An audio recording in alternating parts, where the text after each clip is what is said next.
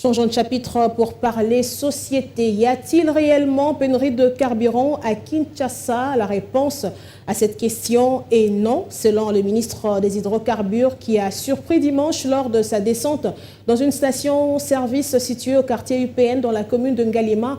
Le gérant de la station Engène en pleine opération de rétention des carburants. Ce dernier a été aussitôt interpellé. À en croire le ministre Didier Boudimbou, il a été entendu sur PV dans un commissariat de la police pour avoir bloqué délibérément la vente de carburant à la pompe de 10h à 17h.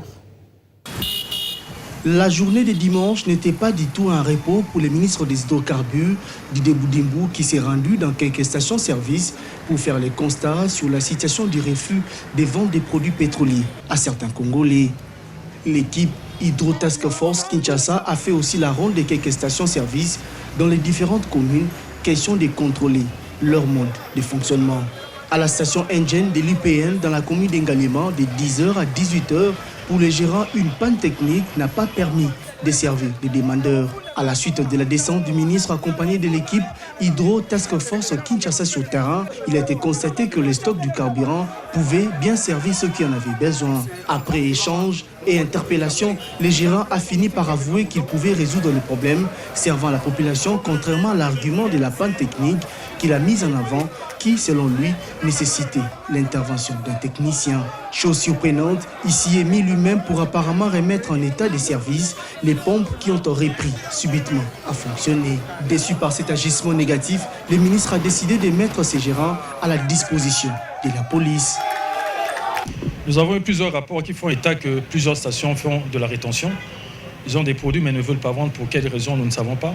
Alors que l'État fait sa part. Donc l'équipe est descendue sur le terrain. Et voilà le cas qu'on a trouvé ici. Ils ont de l'essence, mais le gérant tout bonnement avait décidé de ne pas servir, prétextant une panne. Mais quand on a mis un peu de pression, lui-même il devient technicien et il répare la panne. Donc ce sont des techniques pour faire de la rétention de produits, pour permettre de le vendre au niveau des Kadhafi, pour qu'eux le vendent la nuit à 4 000, 5 000 francs congolais. Donc ce sont des choses qu'on ne peut accepter. Et là, il est parti au niveau du commissariat, il s'est entendu sur PV. Il y aura des sanctions.